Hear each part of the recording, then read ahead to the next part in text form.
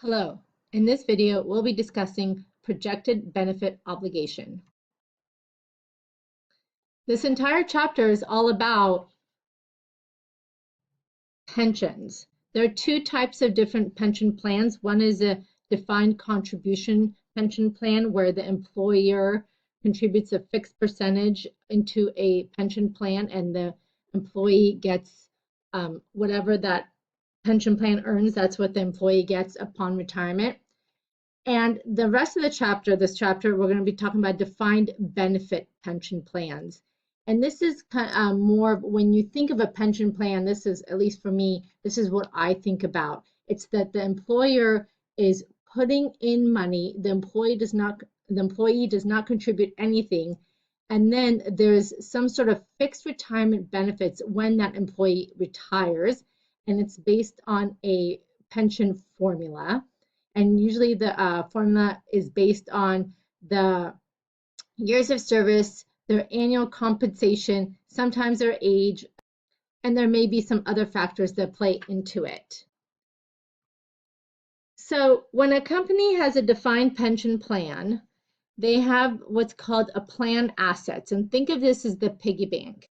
This is what the company either puts into the plan, or the plan grows because, right, this is money into the plan that the employer can put in, and they can buy stocks and equities, government bonds, real estate investments, all kinds of different investments that can make, hopefully, the total of the plan assets to grow. And then there's the employee contributions, that's the cash. And then when the employee retires, the money goes out to pay the employee their retirement benefit. So this is the plan asset. This is an asset on the corporation's books in their balance sheet.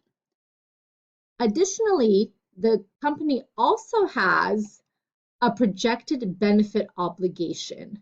This is the liability that they must record on their books, on the company's books, to state how much the company owes to its employees upon retirement. Think of it as the IOU. So what will come out of this is the future retirement payments.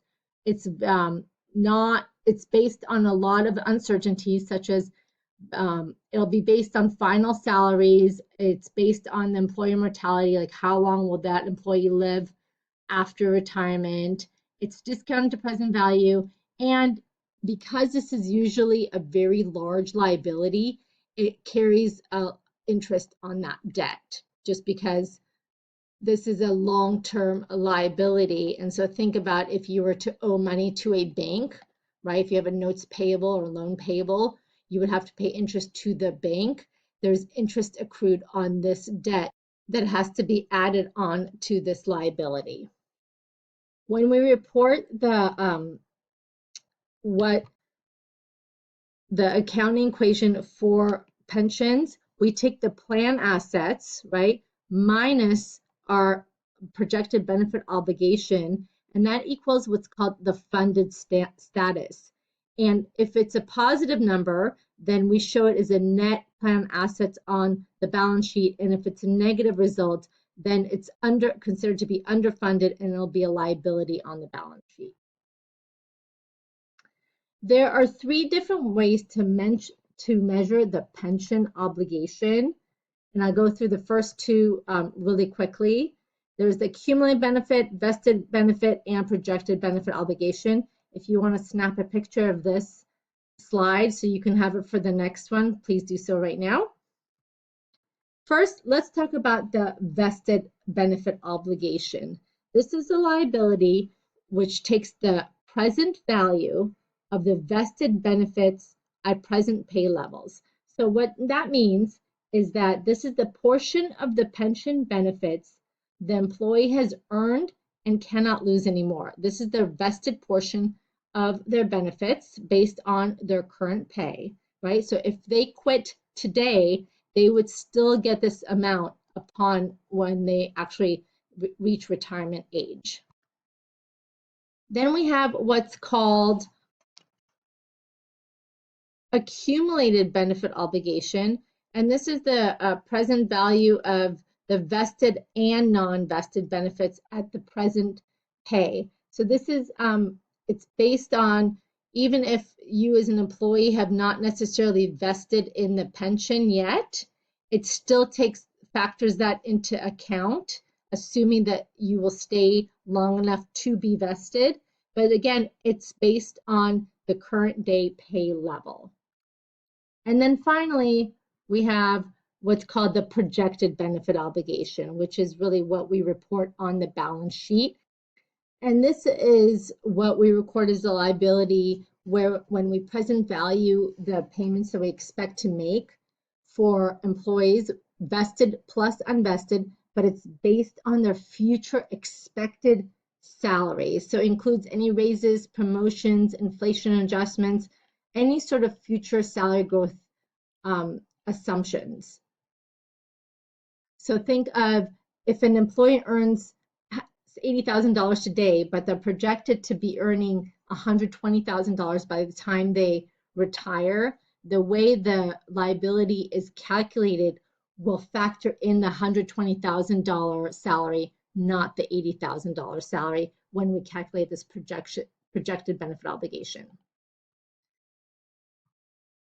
So this just says that it's based on future salary, and it is a more relevant and representationally faithful amount that is put on the balance sheet, because this is really truly the projected benefit obligation is what we actually expect to owe in the future. Let's go through examples to see how we calculate the projected benefit obligation. So Callie Farrow was hired by Global Communications at the beginning of 2016. The company has a defined benefit pension plan that specifies annual retirement benefits equals to 1.5% times service years times the final year's salary.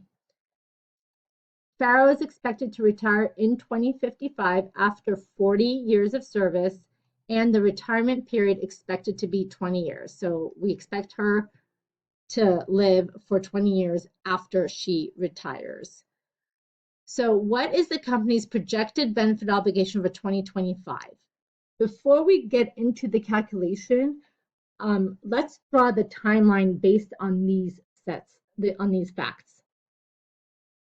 So we are told that she got hired in the beginning of 2016, okay, and that she will retire after 40 years, right? That's what she's expected to retire in 2055 after 40 years, and that her retirement will be for 20 years. That's how long she will be retired for.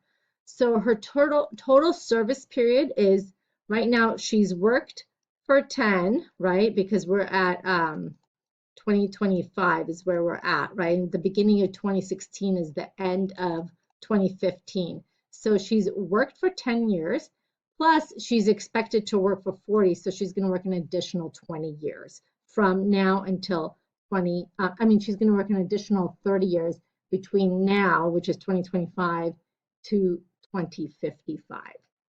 So it's always important when you're calculating the PBO, the projected benefit obligation, to kind of draw a timeline like this, because otherwise things get pretty confusing. Okay, let's go into more of the facts of the problem. At the end of 2025, 10 years after being hired, Farrow's salary is $100,000, interest rate is 6%, and the company projects that her final salary to be $400,000 at retirement. So the question is to calculate what is the projected benefit obligation for 2025. This is going to be a 3-step process. Number 1, use the pension formula, which is this. This is the pension formula right up here, including a projection of future salary levels to determine the retirement benefits earned to date.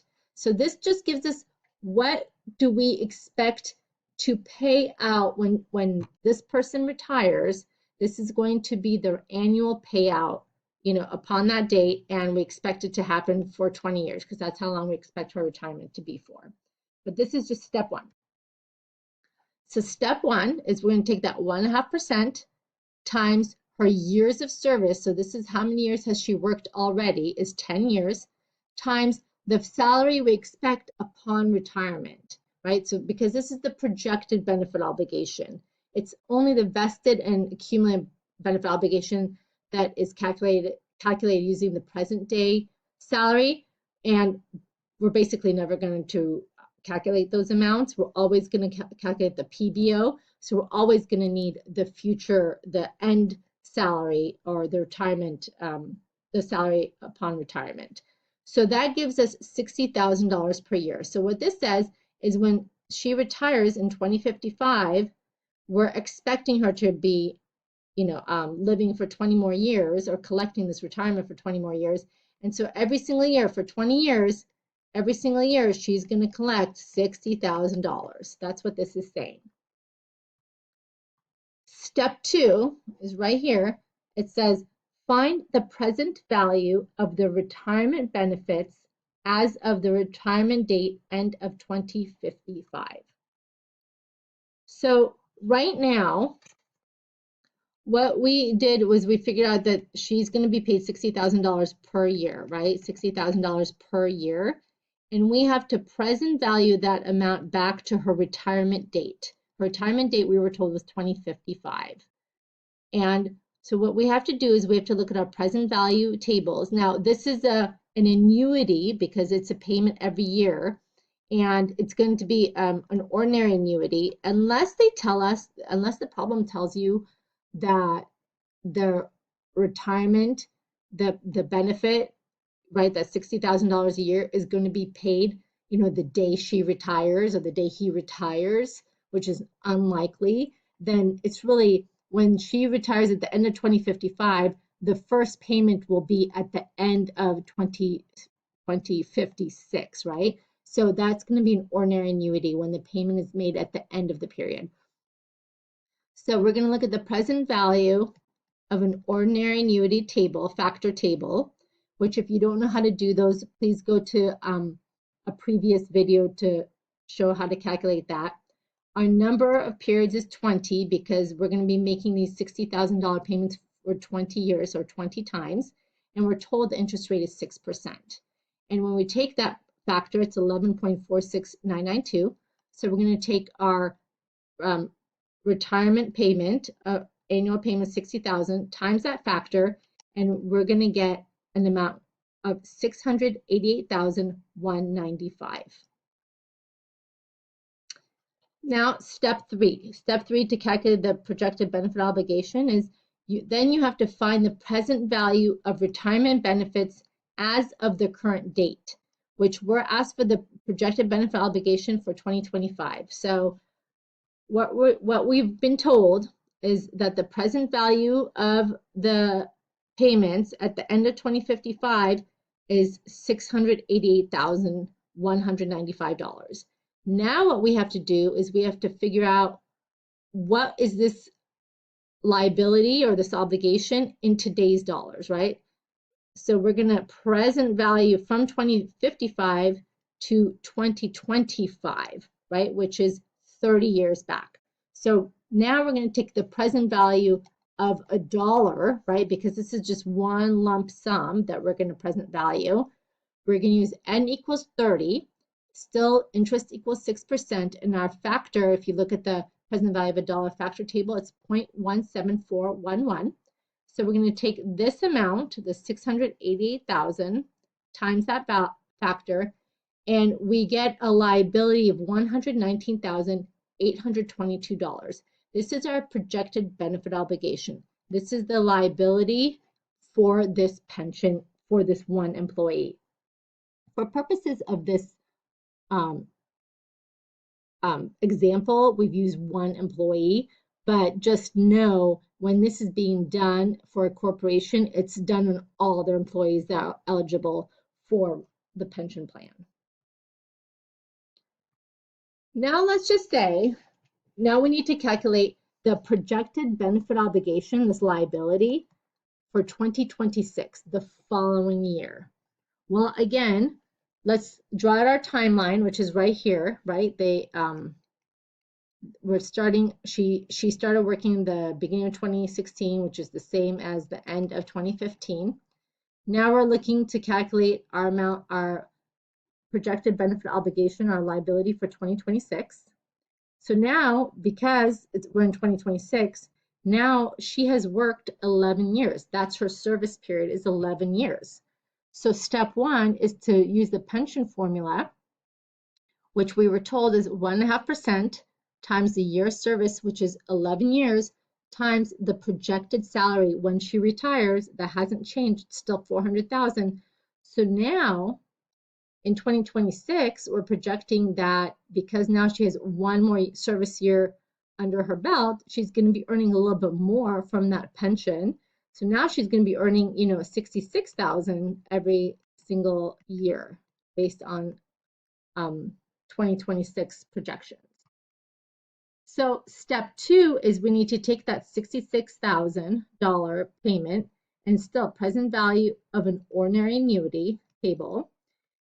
Our retirement period is still the same. She's still planning to retire in 2055 and be retired for 20 years. So N equals 20, interest is 6%. So now we have the present value of the retirement annuity is $757,000, $757,115. Sorry about that. Let me just erase this real quick. So now when I take all those payments of 66 and I present value them all back to 2055, that's what this $757,000 represent. Then finally, step three is now I have this present value for 2055, and now I have to present value back to the year I'm trying to calculate my projected benefit obligation, which is 2026, which is now I'm going back 29 years. So when I'm looking at my present value of a dollar table, my factors, my number of years is now reduced by 1, right? My N equals 29 because now I have completed another year of service. So N equals 29. The interest is still 6%. This is my present value factor from the table. And so I'm going to take my $757,015 times that factor. And now my new projected benefit obligation, my new liability, is $139,715. Real quick, let's just go back to my projected benefit obligation at the end of 2025 was $119,822,000, okay? And then 2026, it's like $139,000. It makes sense that my liability has increased because because by 2026, this employee has worked another year, and so therefore our liability for them has increased because their annual payment upon retirement has increased. So we have one more service years included in the pension formula calculation, right? When we did in step one right here, we took the 1.5% times 11 years of service. This is called a service cost. And the employee's 1 year closer to retirement. And we're going to have in a different video when we calculate the interest on the liability, it will be higher because our projected benefit obligation, our liability is higher as well.